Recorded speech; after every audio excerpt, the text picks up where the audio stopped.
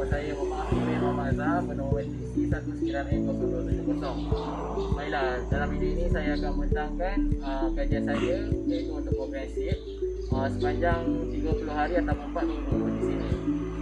Di sini merupakan terletaknya kilang batik Bayan Design yang merupakan terletak di Kampung Pak Badul, Melo. Kilang batik Bayan Design ini dimiliki oleh Cik Noh ataupun nama sebenar beliau merupakan Puan Nurjihan.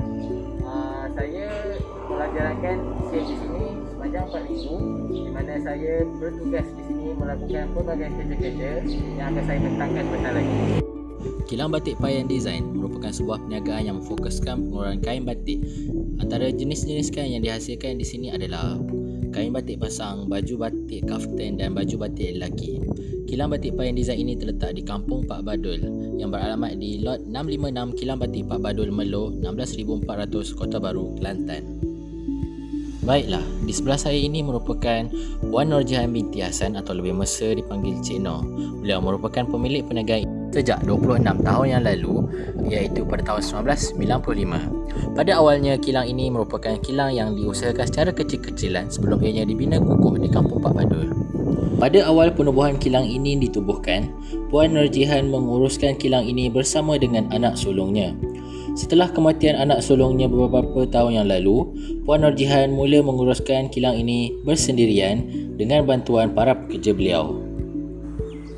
Kilang Batik Bayan Design terbahagi kepada 3 bahagian, iaitu bahagian hadapan kilang, rumah pemilik dan bahagian belakang kilang.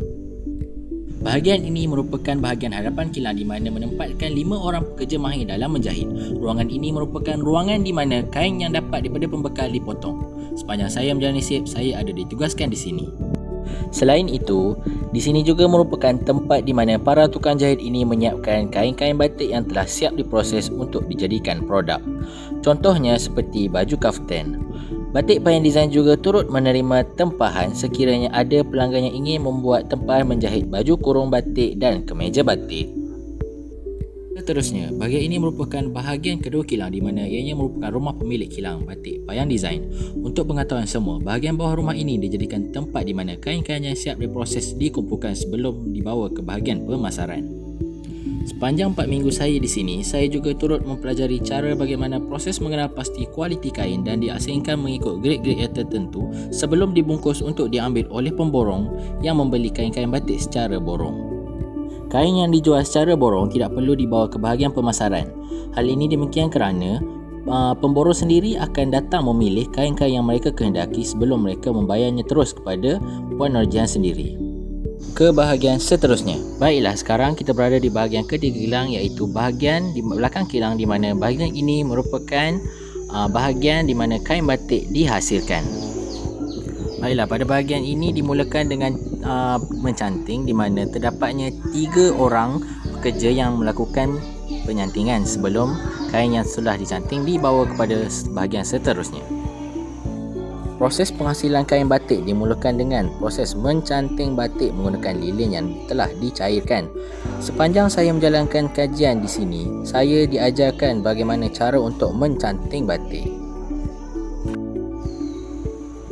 Setelah kain siap dicanting, kain akan diregangkan untuk mewarnakan latar belakangnya. Setelah latar belakang kering, barulah proses mewarnakan motif dilakukan. Sepanjang saya menjalani siap di sini, Puan Rohimah binti Awang atau lebih mesra disapa Mac ini banyak mengajarkan saya teknik-teknik mewarnakan motif batik dengan betul. Hal ini perlu dilakukan dengan teliti agar mendapatkan kualiti kain batik yang diinginkan. Kain yang telah siap diwarnakan akan dimatikan warna. Sepanjang saya berada di sini, saya mempelajari bagaimana cara-cara untuk mematikan warna, merebus dan membasuh kain. Setelah itu, semua kain-kain tersebut akan dijemur sebelum dibawa kepada bahagian pemasaran dan pembungkusan.